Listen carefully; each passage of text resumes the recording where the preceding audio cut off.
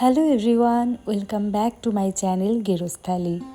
আগের ভিডিওতে বুলটির বিয়ের সমস্ত ডিটেলস আপনাদের সাথে শেয়ার করেছিলাম, আর এই ভিডিওতে করব বুলটির বিদায় আর রিসেপশন। তাহলে চলুন শুরু করা যাক। লাস্ট ভিডিওটা শেষ করেছিলাম ভোর 4টের সময়, আর এই ভিডিওটা শুরু করছি সকাল 6:30টার সময়।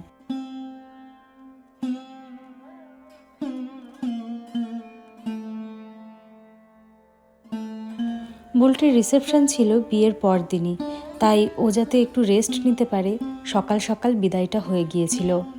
এই মুহূর্তটা প্রতিটা মেয়ের কাছে ভীষণ কষ্টের।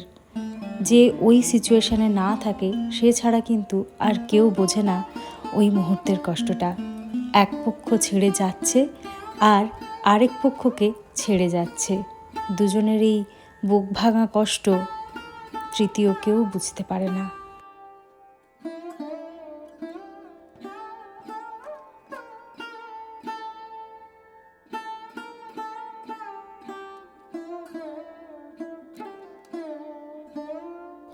বুলটিকে বিদায় জানিয়ে ভারাক্রান্ত মনে যখন সবাই ঘরে ঢুকেছি, ঠিক সেই সময় বুলটির বাবা মানে আমাদের বড় জামাইবাবু হঠাৎ করে সেন্সলেস হয়ে পড়েন। এমনিতেও উনি হার্টের পেশেন্ট, তো আমরা সবাই খুব ভয় পেয়ে গিয়েছিলাম কি হলো। অনেকক্ষণ ধরে উনি কোনো রকম সাড়া দিচ্ছিলেন না। তারপর বাতাস টাতাস দিয়ে মোটামুটি জ্ঞান ফিরিয়ে আনা হয়। তারপর সকালবেলা খাওয়া দাওয়ার আগে আমরা সবাই মিলে একটু ফুরফুরে মেজাজে আড্ডা দিচ্ছিলাম। ব্যাপারটা হয়েছে কি, বুলটির বিয়ের যে পুরোহিত মশাই ছিলেন আর নাপিত যিনি ছিলেন দুজনেই কানে কম শোনেন। আর এদিকে হয়েছে যে কি বলছেন কিছু তারাও বুঝতে পারছে না, আর আমরা যে বলছি আমাদের কথাও শুনতে পাচ্ছে না। সে সব নিয়ে একটা কাণ্ড হয়েছিল বটে, সেগুলোই এখানে আলোচনা হচ্ছিল আর আমরা হাসাহাসি করছিলাম।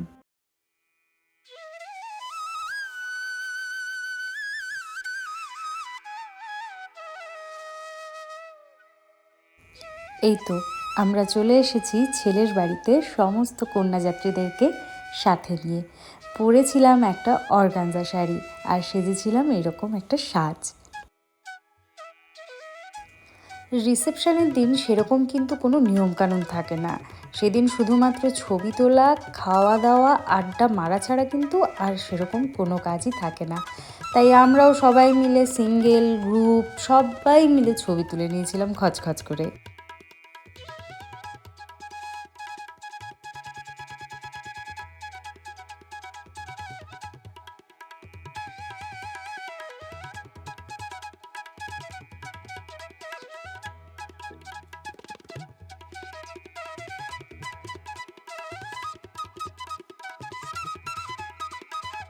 ছবি টবি আড্ডা টাড্ডা মেরে ফুচকা টুচকা খেয়ে শেষ পঙ্গতে বসে পড়েছিলাম খেতে।